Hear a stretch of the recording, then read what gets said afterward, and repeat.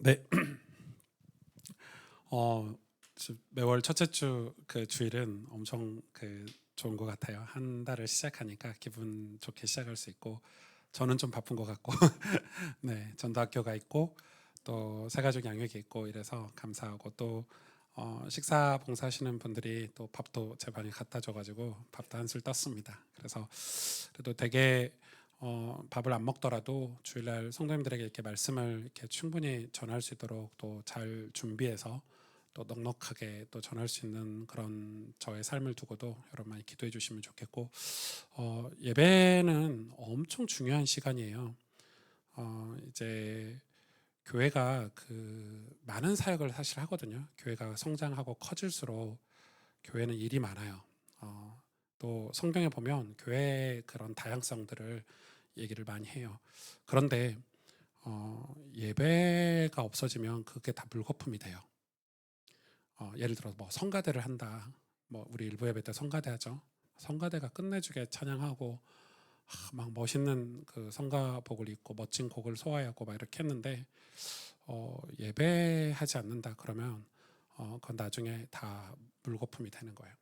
그게 뭐냐면 예배 교회가 많은 일을 하고 많은 사역을 하는데 그 중심의 뼈대에 이렇게 하나님을 두렵고 떨림으로 섬기는 예배, 하나님을 경외하고 우리 신앙의 대상이 하나님이라는 이런 신앙 고백은 그게 없으면은 교회는 하나님의 아무런 관심을 갖지 않으세요. 그러니까 허공에 메아리 치는 거하고 똑같아 무섭죠. 그래서 여러분 우리 신앙의 이 공예배, 주일 예배는 여러분 목숨처럼 지키셔야 되는 게 맞고 이 예배 때 여러분 하나님을 찬양하고 또 말씀을 듣고 신앙 고백하고 우리가 기도하고 이런 시간들은 엄청 소중한 시간이에요.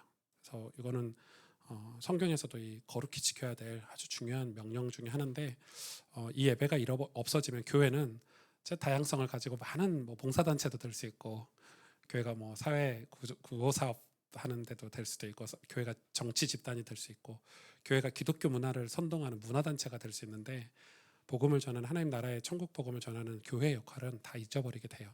그래서 여러분 예배만큼은 완전히 생명처럼 이렇게 여기셔야 됩니다. 제가 왜 이런 얘기를 하냐면 오후 예배는 졸리고 또 피곤하고 이런 시간에 여러분 이 자리에 또 하루 종일 봉사한 분들이 오후 예배 다 오시기 때문에 쉽지 않죠. 기지개 한번 켤까요? 기지개 한번 켜고 네. 옆 사람 꼬집어 가면서 말씀 노트에 적어 가면서 네. 이 귀한 시간 네. 잠깐 졸아서 말씀 뭐 안 들어도 상관없는데 그래도 아까우니까 우리가 집중해 보면 좋을 것 같아요. 자, 창세기 39장 1절에서 5절인데 우리 한 목소리로 같이 읽어 볼까요? 짧으니까 같이 읽겠습니다. 요셉이 이끌려 애굽에 내려가매 바로의 신하 친위 대장 애굽 사람 보디발이 그를 그리로 데려간 이스마엘 사람의 손에서 요셉을 산이라. 여호와께서 요셉과 함께 하심으로 그가 형통한 자가 되어 그의 주인 애굽 사람의 집에 있으니 그의 주인이 여호와께서 그와 함께 하심을 보며 또 여호와께서 그의 범사에 형통하게 하심을 보았더라. 요셉이 그의 주인에게 은혜를 입어 섬김에 그가 요셉을 가정 총무로 삼고 자기의 소유를 다 그의 손에 위탁하니 그가 요셉에게 자기의 집과 그의 모든 소유물을 주관하게 한 때부터 여호와께서 요셉을 위하여 그 애굽 사람의 집에 복을 내리심으로 여호와의 복이 그의 집과 밭에 있는 모든 소유에 미친지라. 아멘. 하나님을 만나는 시간이라는 제목으로 말씀을 나누도록 하겠습니다. 우리가 오늘 한 편의 설교가 중요하고 또 요셉 전체 설교가 중요하고 또 우리 창세기의 모든 인물 설교가 중요한데 특히 오늘 이 짧은 시간에 오늘 본문에 보면 여러분이 너무 잘 아는 말씀이죠. 여호와께서 요셉을 형통하게 하셨대. 그래가지고 요셉이 막 축복받아가지고 그 복이 막 차고 넘쳤대 뭐 이런 내용인데 다 이렇게 되고 싶으시죠? 거짓말 하시는 거 봐. 저는 이렇게 되고 싶거든요. 근데 이 요셉 이야기의 이게 하이라이트가 아니에요. 오늘 본문에서 우리에게 주시는 하나님의 교훈은 뭐냐면 굉장히 중요한 교훈이 있어요. 그걸 우리가 신학적으로 교리도 될 수 있고 오늘 말씀으로 우리가 그동안 잘못된 이 복에 대한 개념을 확인하는 시간이 됐으면 좋겠어요. 여러분 하나님이 인도하시는 길 우리가 늘 그런 기도를 하잖아요. 하나님이 제 인생을 좀 인도해 주세요. 성령 하나님 저를 좀 인도해 주세요. 저는 신앙생활한 지 중학교 3학년 때부터 했으니까 제법 됐죠. 늘 하나님의 인도받으려고 기도했어요. 근데 막상 하나님의 인도가 뭔지는 잘 모르겠어. 그게 막 눈에 보이는 게 아니니까. 하나님이 제 멱살을 끌고 야 이게 내가 이렇게 가자 이렇게 하는 게 아니잖아요. 그러니까 이제 하나님의 인도를 우리가 구체적으로 이 길이 하나님의 인도인가? 예를 들어 요셉 같으면 여러분 봐봐요. 요셉이 난 지금 애굽으로 갈 거야. 하나님이 나에게 보디발의 집에서 몇 년간 노예 생활을 하고 감옥에 가서 몇 년간 감옥 생활을 하고 그 감옥 생활 끝자락에 이 애굽의 왕이 꿈을 꾸면 그걸 해석해 주면서 내가 짠 하고 총리가 될 거야라고 알고 갔나요? 그걸 예상이라도 했나요? 아무것도 모르고 갔죠. 가고 싶은 마음도 없어. 그게 하나님의 꿈인지조차도 몰라. 그러니까 우리가 미래를 어떻게 환상을 가지고 가고 있지만 그게 내 꿈인지 하나님 꿈인지 우리는 모른다니까요. 근데 하나님 인도하시는 길과 중요한 거는 우리가 원하는 길이 하나님 인도하시는 길이 우리가 원하는 길이 아닐 때가 많아요. 내가 원하는 길이 아닐 때가 많아. 나는 이 길로 가기 싫어. 나는 요셉처럼 가고 싶지가 않아. 그래서 그것 때문에 하나님의 사랑에 대한 의심과 틈이 우리에게 생기는 거예요. 하나님 사랑에 대한 의심과 틈. 왜 하나님은 나를 이렇게 막다른 길로 인도하시는 거야? 왜 하나님은 내가 원치도 않는 길로 이렇게 인도하시는 거야 하고 원망이 생겨요. 거기에 틈이 생기고 거기에 의심이 커지는 거죠. 하나님 정말 살아계신 거 맞아? 하나님 나를 사랑하시는 거 맞아? 오늘 본문 1절에 요셉이 이끌려 애굽으로 내려가매. 여기만 읽어봐요. 여기서 이끌려는 사랑하는 사람이 올바른 길로 이렇게 이끌다 이런 이끌음이 아니라 발에 노예잖아요. 족쇄 쇠고랑 차고 손에 쇠고랑 차고 온몸 칭칭 동아줄로 매여서 끌려가는 거예요. 마차에. 아마 그 시대 노예는 걸어가지도 못했을 거예요. 바닥에 막 끌려서 갔을 거예요. 요셉이 이끌려 애굽으로 내려갔대요. 자신의 뜻과 상관없이 내려간 거예요. 팔려간 거예요. 이게 어떻게 하나님의 인도입니까? 하나님의 인도는 이런 게 아니잖아요. 내 인생이 좀 술술 잘 풀리고 하나님 문도 활짝 열어놓으시면 대로가 보이고 이게 하나님 인도인데 우리는 요셉 입장에서는 하나님 인도가 아니에요. 노예로 쇠고랑 차고 지금 끌려가고 있는데 애굽으로 내려가고 있는데 자기 의지와 상관없이 수동태죠. 내려가다가 그냥 끌려가는 거예요. 난 가고 싶지 않아요. 이게 마치 요셉의 입장에서는 인생의 내리막처럼 보이는 거죠. 내리막. 여러분 올라갈 때는 천천히 오래 걸려서 올라가는데 내리막은 순간인 거 아시죠? 이 내려감이라는 것은 고통이고 좌절이고 절망이고 상실감을 우리에게 주죠. 근데 우리는 이렇게 얘기해요. 하나님 살아계신데 내가 왜 내려가야 돼? 하나님 살아계신데 내가 왜 끌려가야 돼? 그게 마치 우리의 신앙이 그 수준에 맞춰 있을 때가 많아요. 내가 원하는 길. 그게 하나님 인도라고 생각하는 그 나의 수준으로 신앙생활을 할 때가 많은 거예요. 그래서 내려가는 걸 싫어해요. 여러분 우리 그 중에 누가 내려가는 걸 좋아하는 사람이 어디 있습니까? 다 올라가고 싶지. 다 높은 곳으로 가고 싶지. 직장생활 잘하고 승진하고 이러고 싶지. 갑자기 직장에서 퇴직 처리 당하고 늘 건강하고 행복하게 살고 싶지. 갑자기 나이가 들어서 병이 걸리고 이런 사람이 누가 있습니까? 그러나 인생은 반드시 내려감이 있습니다. 내려가는 게 있어요. 솔직하게 말해서 우리가 정상에서 사는 것보다 바닥에서 사는 시간이 훨씬 더 많아요. 원래 그래요. 저는 지금 벌써 제 나이가 77년생이 몇 살이에요? 예, 이제 나이를 거의 세지 않고 48세인가요? 47세인가요? 한 달은 어린 게 낫겠다. 47세인데 47년 동안 제가 정상에 있었다라는 생각을 한 번도 해본 적이 없어요.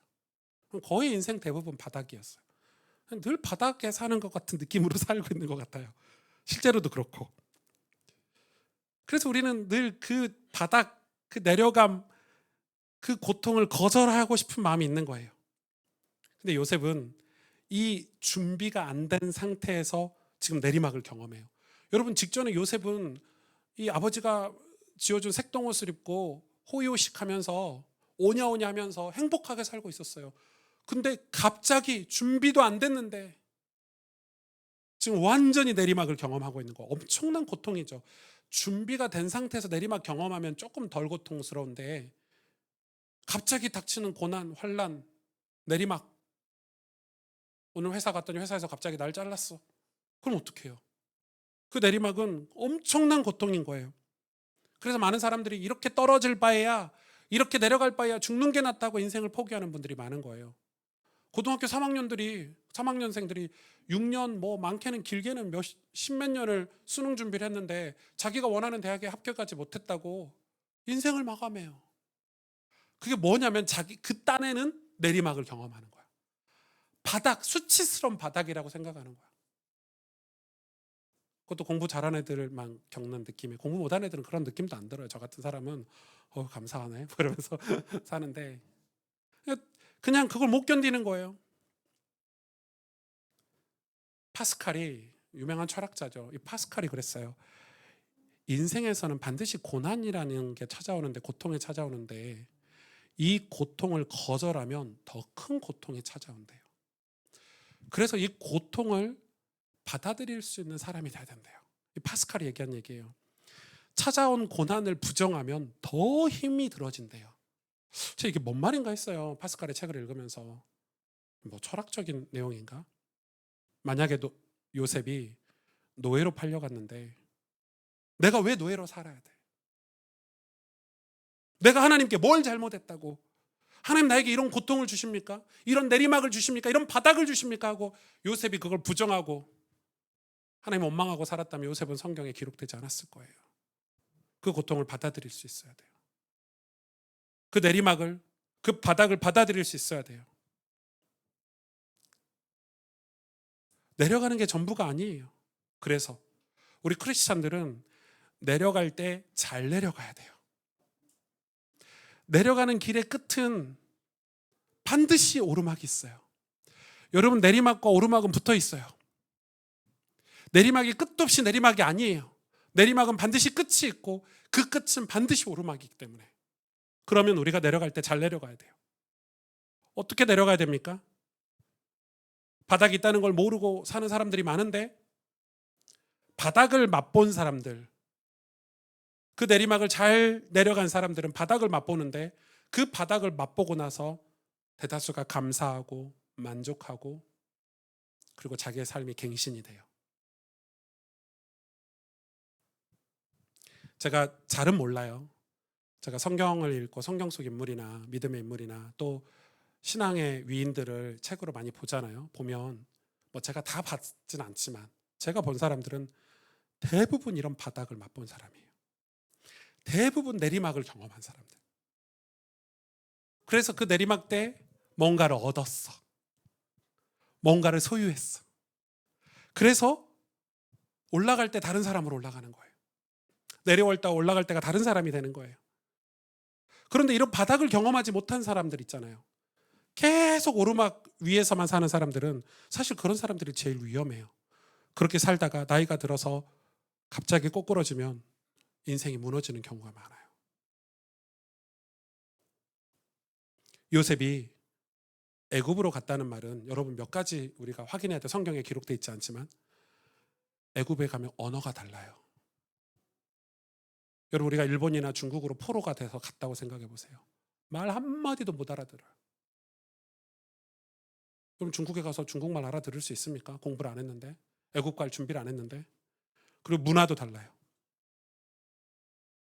그래서 성경은 요셉이 갑자기 보디발의 집에 가서 갑자기 하나님이 복을 주셔서 형통했다 이렇게 표현을 1절과 2절 사이에 공백이 없는 것처럼 기록했지만 성경을 볼 때는 그 공백이 있다고 보셔야 돼요. 요셉이 얼마나 노력했을까요? 언어를 배우고 그들의 문화를 배우기 위해서.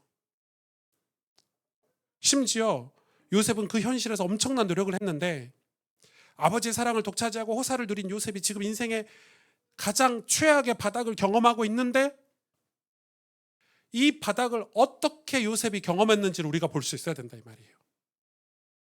우리 신앙생활도 마찬가지예요. 이 바닥은 굉장히 중요해요. 제가 부끄럽지만 저희 집 얘기를 해보면 저희 집은 바닥이 없었어요. 왜냐하면 애초부터 바닥이었어요. 그러니까 뭐 이렇게 뭐 부자였다가 갑자기 사업이 망해가지고 해야 이것도 눈물 나는 스토리가 되는데 우리 집은 원래 가난했기 때문에 뭘 이렇게 감동적인 뭐가 없어요. 이렇게 보면 뭐 어떤 목사님들이 아버지 사업이 망해갖고 목사한다고 이런 분들도 있는데 좀 그런 게 없었어요. 저는 이제 제가 이제 저희 누나들이 시골에서 저를 거의 구원하다시피 건지셔가지고 처음에 저희 막내 누나랑 이렇게 살았었는데 그 막내 누나가 옷가게에서 일할 때예요. 일할 때 저희가 어디에 살았냐면 그 사직공원 옆에 큰 높은 그 집들이 있으면 그 꼭대기 상하방에 살았어요. 여러분 상하방 처음 들어보죠? 요즘은 다 원룸 이러니까. 상하방은 원래 사는 사람이 방 한 칸이 남은 걸 새로 내주는 거야. 예. 거기 살다가 이제 지하로 이사를 갔거든요. 지하는 이제 방이 하나 더 늘었어. 여러분 저는 이제 고등학교 때 다 그런 데 살아가지고 그리고 대학교를 갔는데 그 기숙사를 살았는데 돈을 주는 사람이 없으니까 정기적으로 기숙사에 못 살았어요. 기숙사비를 정기적으로 못 내니까. 그래서 그 2학년 때부터는 친구 집을 전전했어요. 그러니까 친구도 자취생활 하는데 그 집에 얹혀 산 거지. 그러니까 이 집세 낼 돈이 없으니까. 그리고 이제 토요일 날은 뭐 이렇게 돈을 좀 마련을 해야 되니까 눈치껏 엄마한테 달라고도 했지만 엄마가 안 주면 눈치껏. 그래서 이제 토요일 날은 일하러 다녔던 것 같아요. 근데 주일 날은 일할 수 없죠. 왜냐하면 신학생이니까 교회를 가서 교사도 하고 뭐 찬양팀도 하고 봉사도 했는데 토요일 날은 항상 일하러 다녔던 것 같아요. 나중에는 뭐 편의점 같은데 이렇게 취직해가지고 알바하기도 하고 뭐 이렇게 했었던 것 같은데, 그러니까 그런 경험들이 저는 그때가 힘들고 어려운 기억으로 남아있지 않아요. 왜냐하면 그때 가장 제 인생에 뜨거웠던 때예요. 하나님께 가장 새벽에 일어나서 기도하던 때고, 앞뒤 좌우 이런 거 계산 안 하고 하나님 은혜로 다 만족하고 살던 때예요. 그러니까 저는 그게 제 목회 원동력이라고 생각해요. 전 지금도 불신자 가정, 가난한 집 가정, 뭐 이런 거 상관이 없어요. 다 이해가 돼요.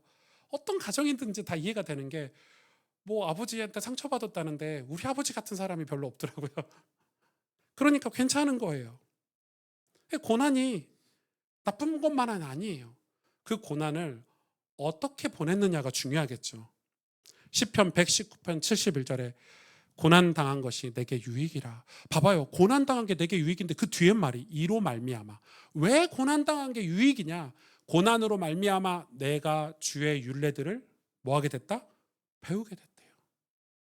고난 때에 하나님 말씀을 배우게 된 거예요. 그 전에는 듣기만 들었는데 하나님이 이런 약속을 하셨어. 알고는 있었는데 고난을 통해서 배우게 된 거예요. 내게 됐다 이 말이죠. 여러분 이 고난의 때 하나님께 집중하는 거예요. 여러분 지금 우리 예배하는 분들 중에서도 고난을 겪고 계신 분들은 이 주일날 예배 시간에 귀를 이렇게 쫑긋 세우고 들으실걸? 달라요. 똑같이 앉아 계신 것 같지만 저는 알거든요. 예배 시간 설교 듣고 막 줄줄줄 우시는 분들이 계세요. 왜요? 뭔가 있는 거야. 힘든 일이. 그래서 귀를 이렇게 쫑긋 세우고 듣죠. 하나님께 집중하는 거예요. 근데 그 시간이 요셉을 사명자로, 요셉을 믿음의 사람으로 만드는 거예요. 분명 그렇습니다. 고난이라고 해서 잘못 떨어지면 죽어요. 고난을 잘못 지나가면 죽는다고요. 이 사람 고난받았다고 해서 이 사람 저 사람 찾아가서 사람 의지하고 인생 의지하고, 여러분 우리가 어딘가로 떨어질 때는 나보다 강한 걸 붙잡아야 되는데 나와 똑같은 사람을 붙잡으려고 해요.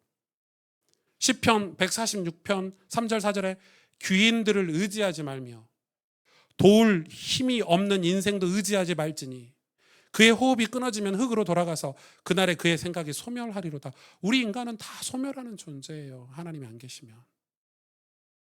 그런데 우리가 사람을 의지한다.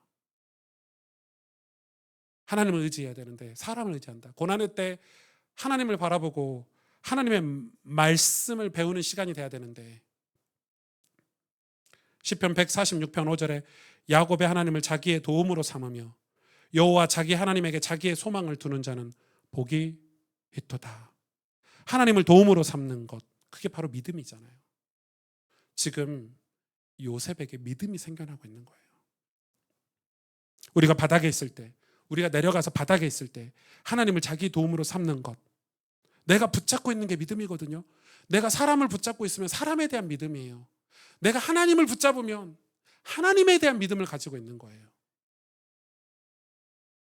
오늘 2절 3절 여호와께서 요셉과 함께 하심으로 그가 형통한 자가 되어 그의 주인 애굽 사람의 집에 있으니 그의 주인이 여호와께서 그와 함께 계심을 보며 또 여호와께서 그의 범사에 형통하게 하심을 보았더라. 여기서 형통이라는 단어는 뭐하고 같이 봐야 돼요? 왜 형통하다고 기록되어 있어요? 여호와께서 함께 하셔서 형통하다고 기록되어 있잖아요. 그럼 이 형통이라는 단어하고 함께라는 단어는 붙어 있는 단어예요. 하나님이 함께 하시기 때문에 형통한 거예요. 근데 이 형통은 복이잖아요. 복. 제가 교회 개척하면서 내내 설명하고 있죠. 복에 대해서. 여러분, 복에 대한 개념이 바뀌시기를 축복합니다. 복은 뭐죠? 복은 성경에 여러 단어가 있지만 가장 많이 쓰인 복이라는 단어는 바라크예요. 히브리어 바라크인데 이 바라크는 생명력이라는 뜻이에요. 생명. 그냥 생명도 아니고 생명력, 힘. 생명이 힘인데 생명을 주시는 주체. 그러니까 이 엄청나게 중요한 거, 이게 복인데 이 복이 뭐냐고 하냐면 하나님이 함께 하시는 거래요. 자, 누가 함께 하느냐, 이게 중요하잖아요. 지금 요셉은 성공하는 환경에 있나요? 아니죠. 성공과 정반대 상황이죠. 노예. 성공과 정반대 상황에서 성경은 바로 뭐라고 얘기하냐면 요셉이 형통했다 이렇게 기록하고 있어요. 이게 있을 수 있는 일인가요? 아니, 자기가 원하는 대로 비단 옷을 입고 호의호식 할 때 하나님이 그와 형통했다 이런 기록은 안 써놓고 갑자기 노예로 팔려가서 최악의 상황에서 성경은 뭐라고 이야기하냐면 요셉이 형통했다 이렇게 얘기해요. 그가 복을 받았다 이렇게 얘기해요. 왜? 여호와께서 함께 하셨대요. 왜 이런 기록을 이렇게 역설적으로 기록해놨죠? 복은 바로 생명인데 생명은 뭐예요? 참 생명이신 하나님과 연결되어 있는 상태를 말하는 거예요. 여러분, 가로 안에 이거 넣으셔요. 생명은, 복은 참 생명이신, 우리에게 생명을 주시는 생명 자체이시고 생명의 본질이신 하나님과 연결되어 있는 상태를 복이라고 그러는 거예요. 성경은 그걸 바라크라고 하는 거예요. 하나님이 아니면 여러분 모든 존재는 소멸됩니다. 우리도 다 죽어요. 여러분 영원히 살 것 같죠? 하나님 우리의 코끝에 호흡을 거두어 가시면 우리는 다 장례식 치러야 돼요. 아직 우리 교회가 젊은 교회에서 장례식이 많이 없지만은 10년만 지나보세요. 우리 권사님 장로님들 다 장례식 제가 치르고 그 다음에 여러분 이 중에 한 3분의 2는 제 장례식을 보게 될 거예요. 여러분 제 장례식 다 보게 될 거예요. 저보다 먼저 죽지 마세요. 순리대로 갑시다. 하나님 은혜 주셔서 순리대로 가도록. 우리 다 죽어요. 영원히 살 것 같죠.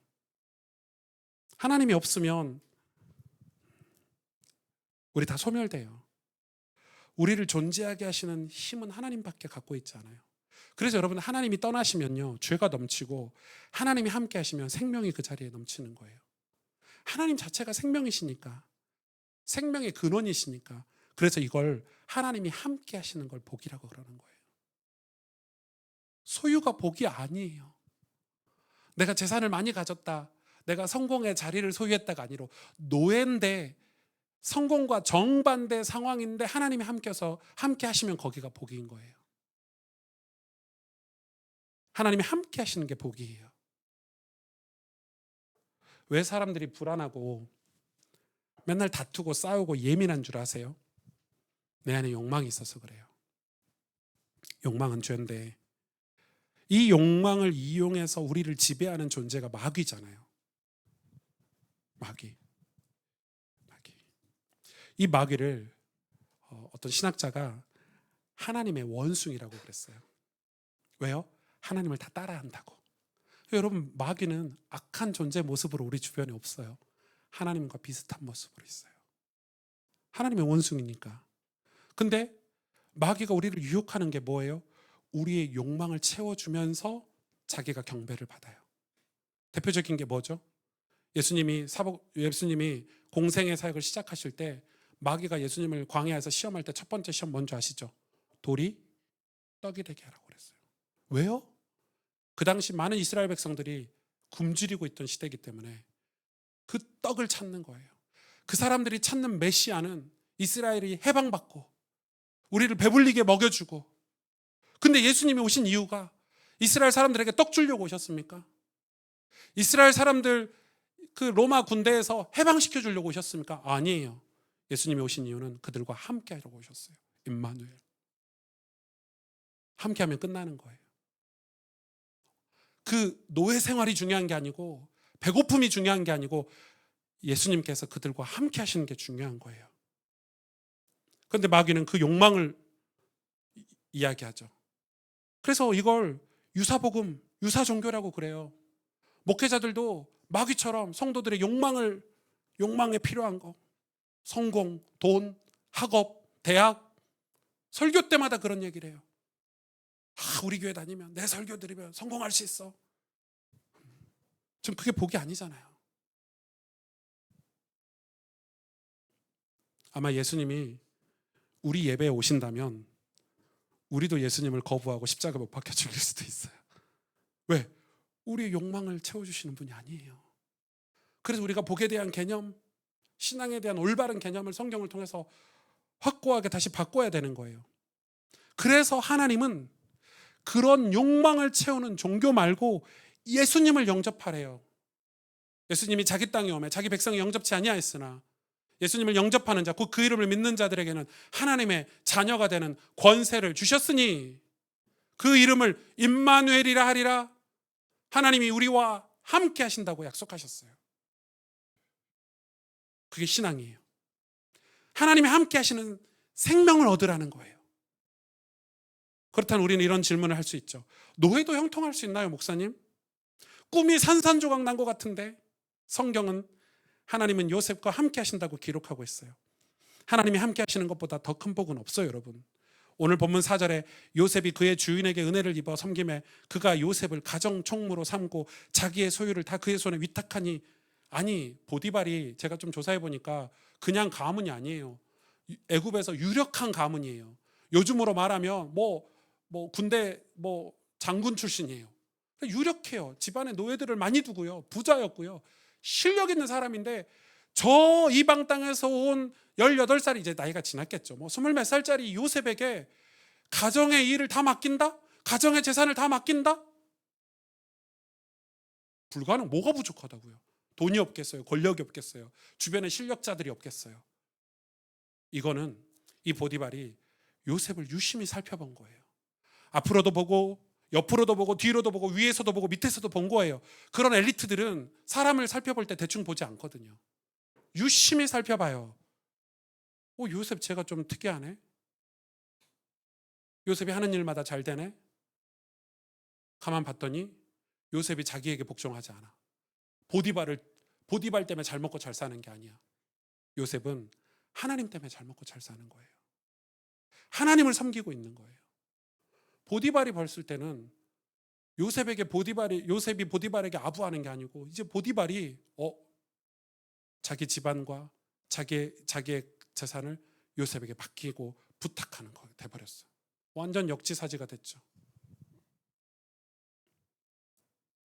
복 있는 사람에게 붙는 거예요.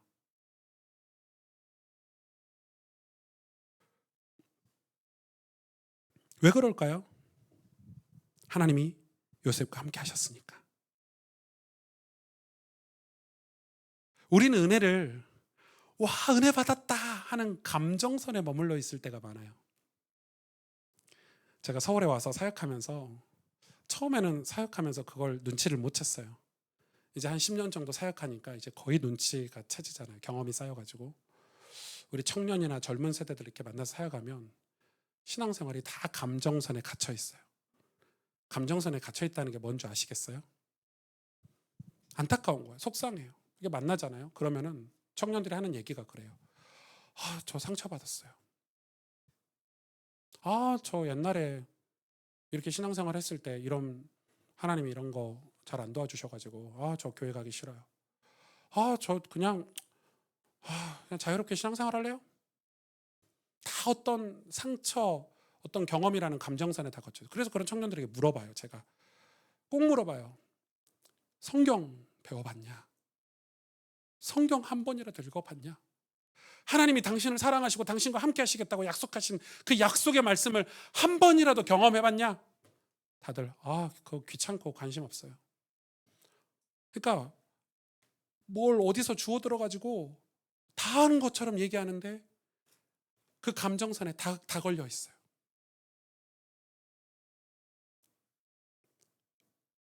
그러니까 삶의 변화가 없는 거예요. 신앙이 다 관념이 돼 있어요. 실제가 아니고.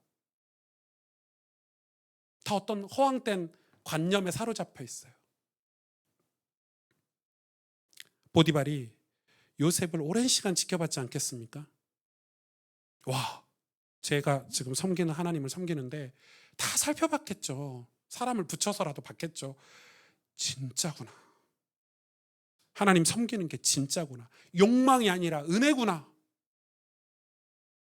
요셉이 한 자리 하려고 욕망을 가지고 막 노력해서 형통한 게 아니고 쟤는 은혜 받았구나. 보디발이 그걸 본 거예요. 여러분, 형통은 그래서 내가 흘러가는 대로, 내가 원하는 대로 흘러가는 게 형통이 아니고 하나님이 나와 함께 하시는 게 형통이에요. 하나님께서 함께 하지 않으면 내가 가는 길을 알 수가 없어요. 하나님께 종속되어야 사람을 바라보거나 의지하지 않는데, 보디발이 살린 게 아니고 하나님이 나를 살리셨구나. 요셉이 이걸 몰랐다면 요셉도 보디발의 노예가 됐겠죠. 돈의 노예가 됐겠죠. 권력의 노예가 됐겠고 애굽 문화의 노예가 됐겠죠. 그리고 그런 거에 평생 끌려다녔겠죠. 평생 사라질 것들의 노예로 살겠죠. 근데 요셉은 그 고난 속에서 하나님께 종속돼 버린 거예요. 하나님께 붙들림 받은 거예요. 시편 119편 110절에서 112절에 악인들이 나를 해하려고 올무를 놓았사오나 나는 주의 법도들에게서 떠나지 아니하였나이다. 주의 증거들로 내가 영원히 나의 기업을 삼았사오니 이는 내 마음의 즐거움이 됨이니이다. 내가 주의 율례들을 영원히 행하려고 내 마음을 기울였나이다. 이 표현에 밑줄 쫙 그어놓으시면 좋을 것 같아요. 내 마음을 기울였나이다. 어디로 기울였어요? 노예여서 원망스럽고 막 화가 날 텐데 마음을 기울인 거 어디로요? 하나님께로. 요셉이 그때부터 바뀌기 시작한 거예요. 하나님께로. 내리막에서, 밑바닥에서 하나님께로 이렇게 마음을 기울인 거예요. 오늘 5절에 보세요. 5절 밑에 보면 그 애굽 사람의 집에 복을 내리심으로, 그 뒤에 같이 읽어볼까요? 맨 마지막 한 절이에요. 시작.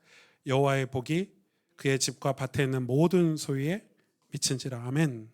아멘. 이게 뭔 말일까요? 하나님이 나와 함께 하시는 게 복인데 이 복은 고정돼 있지 않아요. 고착화돼 있지 않아요. 왜요? 하나님이 함께 하시는 거기 때문에 복은 팽창되고 변화되고 커지고 흘러가요. 생명력이니까. 복은 생명이니까 자라요. 넘치는 거예요. 이게 복의 특징이에요. 하나님이 함께 하신다는 거의 특징이에요. 하나님께서 요셉에게 일하고 계시는데 하나님이 그 요셉에게 일하고 계시는 거를 보디발에게도 보이시면서 당신의 존재를 이방 우상 섬기는 보디발에게 보이시는 거예요. 하나님은 이방 보디발도 구원하길 원하시니까. 여러분, 이해가 되십니까? 하나님의 존재가 드러나는 것. 이방 사람 우상 섬기는 애굽의 부잣집에서 무엇이 부족하다고 요셉을 의지하겠습니까? 그런데 요셉에게 있는 그 생명력은 그들에게 없으니까. 보디발의 집에 재산도 있고 명예도 있고 권력도 있고 다 있는데 그 신앙, 하나님을 섬기는, 하나님이 함께 하시는 복은 없으니까 보디발이 그걸 본 거예요. 하나님이 함께 하시는 거 나도 하고 싶다. 내가 요셉에게 붙어야 되겠다. 요셉은 이때 알았어요. 보디발이 나를 먹여 살리는 게 아니라 하나님이 나를 먹여 살리는 것이구나 라고 확실하게 깨달아 버렸어요. 그러니 더 이상 보디발이 두렵거나 내려감이나 바닥이나 노예가 더 이상 두렵지 않게 됐어요. 왜요? 하나님의 인도하심이 이제 보이기 시작한 거예요. 눈이 열려서. 요셉은 이 고난을 통해, 이 내려감을 통해 하나님을 만나는 시간이 경험한 거예요. 여러분들 하나님 만나시기를 축복합니다. 그러려면 고난 좀 겪으셔야 되겠죠. 그건 아멘 안 하세요. 만나고는 싶은데 고난은 안 만나고 싶다. 그러면 이제 틈이 생기는 거예요. 의심의 틈이 생기고.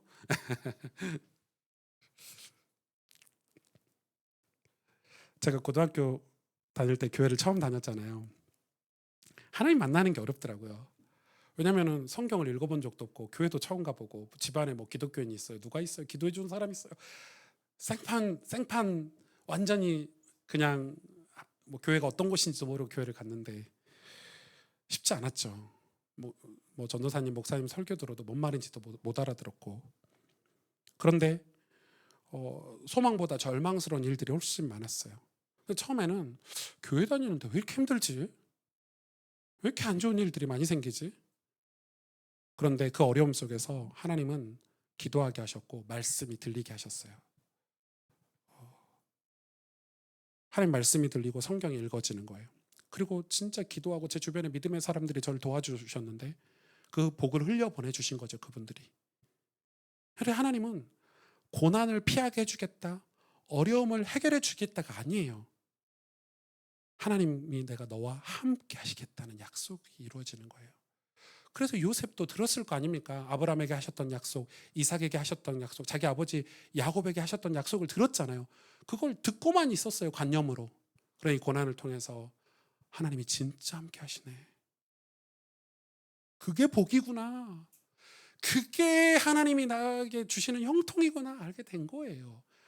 고난을 바꿔주시는 게 아니고 어려움을 해결해 주시는 게 아니고 하나님이 함께 하시는 거예요. 이스라엘 백성들에게 떡을 주시는 게 아니고 로마에서 해방시켜 주는 게 메시아가 할 일이 아니고 이스라엘 백성들과 함께 해주시는 거예요. 천국 복음을 주시는 거예요. 그들이 정말 교회가 되고 성령이 충만해졌을 때 노예가 중요하지 않고 배고픔이 중요하지 않았어요. 시편 144편 15절에 여호와를 자기 하나님으로 삼는 백성은 복이 있도다. 아멘. 아멘. 46편 5절에 야곱의 하나님을 자기의 도움으로 삼으며 여호와 자기 하나님에게 자기의 소망을 두는 자는 복이 있도다. 요셉은 보디발을 위해 복 있는 사람이 된 게 아니에요. 그저 하나님이 함께 하시는 복 있는 사람으로 그 집에 있었을 뿐이에요. 여러분, 우리의 미래는 우리가 잘 몰라요.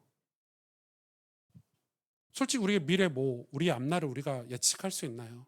우리 교회도 마찬가지예요. 가스펠 교회가 어떻게 될지 어떻게 알아요, 우리 미래를? 저는 한국교회 대형교회 목사님들이 트렌드다 해가지고 미래를 예측해서 내놓는 연말이면 연초면 막 내놓는데 교회가 이것도 준비해야 되고 교회가 이런 걸 준비해야 미래에 교회가 뭘 축복을 받을 수 있고 그런데 제가 처음에는 그게 막 귀가 쫑긋쫑긋했죠 저도. 근데 요즘은 이렇게 돼요. 저거 준비 안 하면 안 되는 거야?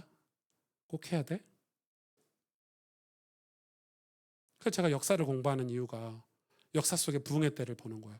여러분 역사 때 부흥의 때는 그런 준비 하나도 없었어요. 그저 고난의 때 주님 앞에 나와서 자기 죄를 자복하고 회개하고 은혜를 구하고 그 은혜가 너무 커가지고 다른 사람을 용서하고 그 은혜를 흘려보내고 사과하고 회개하고 서로 사랑하고. 여러분 초대교회가 무슨 시설을 갖췄습니까? 무슨 시스템을 갖췄습니까? 우리가 어이할고 베드로의 설교를 듣고 우리가 어이할고 떡을 떼며 날마다 교회 모여서 기도한 거 말고는 한 게 있었습니까? 우리가 착각해도 너무 착각하는 거예요. 뭘 준비해야 되고 뭘 갖춰야 되고 아니요. 하나님이 함께 하시면 되는 거예요. 우리가 진짜 소망해야 될 거 하나님을 나의 도움 삼는 하나님을 여호와를 자기의 도움 삼는 백성은 복 있는 백성이다. 우리가 회복해야 될 것은 하나님을 회복해야 되는 거예요. 이게 우리의 복이 돼야 돼요. 아브라함에게 약속하셨던 그 약속이 요셉에게도 그리고 오늘날 저와 여러분에게도 똑같은 약속인 걸 기억하셔야 됩니다.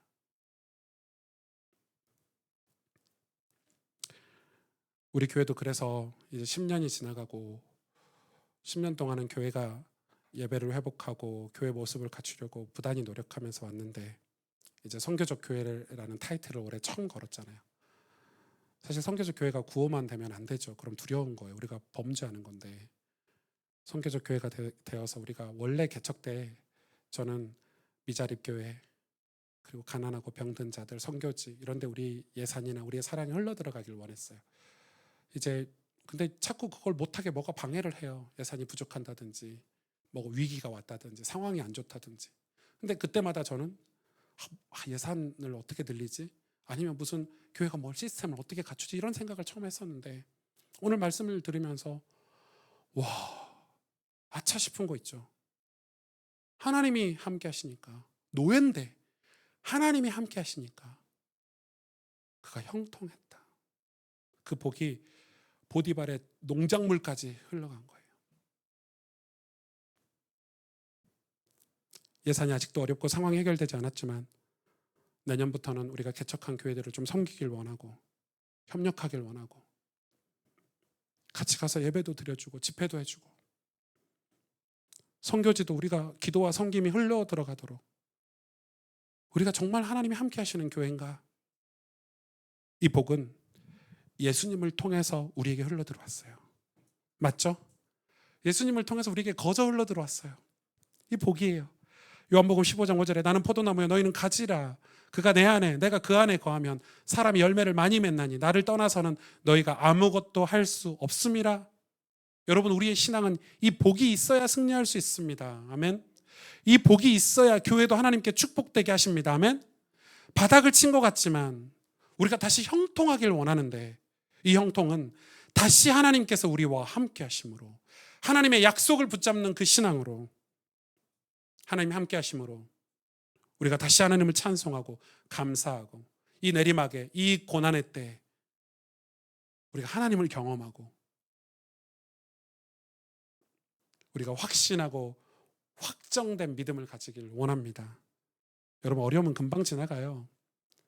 사실 어려움 같고 바닥인 것 같은데 인생 지나가 보면은 야 진짜 하나님 은혜였구나. 하나님이 그때 나와 함께 하셨구나. 그래서 여러분 혹시 어려움 속에 있는 우리 지체들 정말 바라봐야 할 것은 하나님이고 또 하나님 당신의 약속인 것을 여러분을 기억하고 하나님 함께 하심을 다시 우리 삶에 회복할 수 있도록 우리 같이 기도해야 되겠습니다. 같이 기도하겠습니다.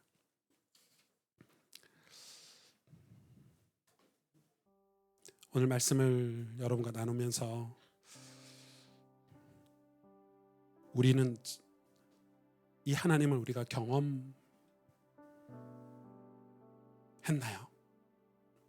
질문하고 싶습니다. 우린 고난을 피하게 해달라고 어려움 겪지 않게 해달라고 기도하지만 정말 예수님이 나와 함께하게 해달라고 하나님이 나와 함께하게 해달라고 우리는 기도하지 않죠. 요셉도 그랬어요. 왜? 어려움이 없으니까. 아버지의 사랑을 독차지하고 호의호식하면서 살았으니까. 그런데 그가 고난으로 하나님이 그를 고난으로 애굽으로 내리막길로 바닥을 치게 하시면서 하나님이 요셉에게 주시는 축복은 뭐냐면 내가 너와 함께 하겠다는 약속이 이루어진 거예요. 요셉이 그걸 확인하는 순간 그는 전혀 다른 사람이 됐어요. 노예가 중요하지 않은 거예요. 이제는 내 상황이 중요하지 않은 거예요. 하나님이 함께 하시니까 그게 너무 감사하고 기뻐서 보디발이 그걸 보고 부탁할 정도였어요. 자기 인생을. 여러분 우리의 신앙은 여러분 직장에서 여러분 가정에서 우리 인생에서 우리의 신앙은 어떤 신앙입니까? 내 직장에서 일이 잘 풀리게 해다는 게 하나님 형통이라고 생각하십니까? 노예가 되지 않고 부자가 되고 성공하는 게 신앙의 이유라고 생각하십니까? 그럼 우리는 잘못된 신앙생활을 하고 있는 것입니다. 우리의 신앙의 대상은 하나님이시고 하나님 우리에게 생명을 주시고 복을 주시는 분이시기 때문에 하나님이 나와 함께 하시는 것. 그런 우리가 어떤 상황에 있든지 어딜 가든지 주님과 동행하고 그것이 하나님 나라임을 우리가 죄사함을 받고 그 천국 복음을 가진 우리가 있는 그곳이 하나님 나라가 됨을 우리가 오늘 기억하고 우리 하나님 앞에 말씀을 가지고 주님 앞에 같이 기도하도록 하겠습니다. 하나님 아버지, 우리에게 은혜를 주시기를 원합니다. 아버지, 우리의 신앙이 하나님의 약속을 믿는 신앙인가요? 우리와 함께 하시려고 이 땅에 독생자들을 보내신 임마누엘 되신 예수 그리스도를 우리가 믿는 신앙인가요? 주님이 나와 함께 하시면, 주님이 말씀과 영으로 나와 함께 하시면 우리는 주님의 몸된 교회가 되고 하나님의 능력이 되며 하나님의 사랑과 용서가 되며 세상의 빛과 소금이 될 텐데, 우리의 신앙은 우리의 욕망을 따라서 형성되어 있지는 않습니까? 주님, 우리를 고쳐주시옵소서. 우리를 고쳐주셔서 하나님이 나와 함께 하시는 신앙으로, 복의 근원 되신 아버지 하나님이 나와 함께 하시는 그 신앙으로, 생명이신 주님이 나와 함께 하시는 신앙으로 우리가 그 신앙을 온전히 회복할 수 있도록 주님 우리를 축복하여 주시옵소서. 다 함께 일어나셔서 오늘 말씀을 준비하면서 같이 묵상하고 같이 불러야 될 찬양 가사를 보십시오. 모든 상황 속에서 주를 찬양할지라. 주는 너의 큰 상급, 큰 도움이시라. 주의 얼굴 구할 때 주의 영을 부으사 크신 사랑 안에서 주를 보게 하소서. 요셉이 주님을 본 것처럼 내 영혼이 확정되고 확정되었사오니, 믿음의 눈을 들어보니까 보디발이 주인이 아니고 아버지 야곱이 주인이 아니고 주님이 내 생명의 근원이시고 주님이 함께 하시니, 우리를 죄사하게 해주시는 분도 주님이시고 우리를 자유케 하시는 분도 주님이시고 주 예수와 동행하면 그 어디나 하늘나라가 될 줄 믿습니다. 우리 이 말씀을 기억하면서 이 찬양으로 하나님 앞에 우리의 믿음을 함께 고백하겠습니다. 모든 상황 속에서 주를 찬양할지라. 모든 상황 속에서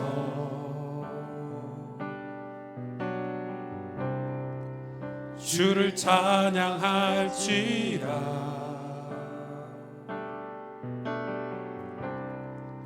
주는 너의 큰 상급,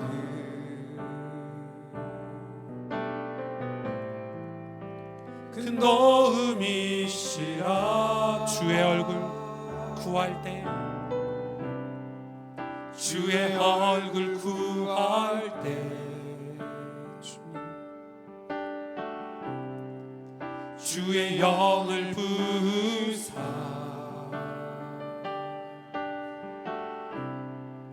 크신 사랑 안에서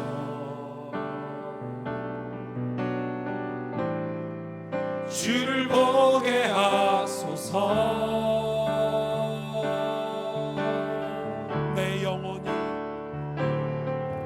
내 영혼이 확정되고 확정되어 싸우니, 믿음의 눈 들어 주를 바라봅니다.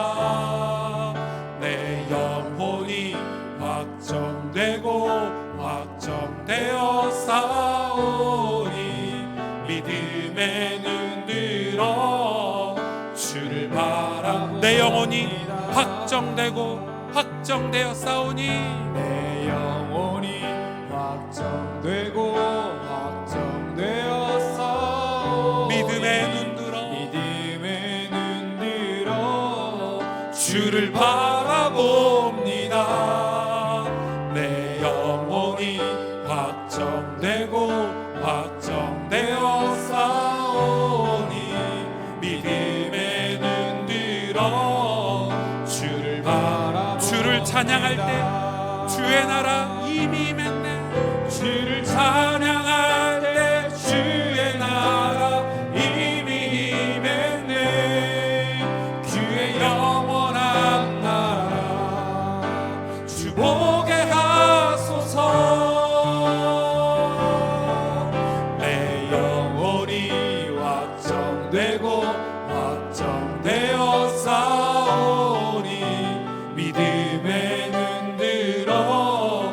주를 바라봅니다. 내 영혼이 확정되고 확정되어 싸우니 믿음의 눈 들어 주를 바라봅니다. 할렐루야 찬양하세 할렐루야 찬양하세 내 모든 죄 사함받고 주 예수와 동행하니 그 어디나 하늘 할렐루야 찬양하세 할렐루야 찬양하세 내 모든 죄 내 모든 죄 사함받고 주 예수와 동행하니 그 어디나 하늘나라 할렐루야 찬양하세 내 모든 죄 사함받고 주 예수와 동행하니 그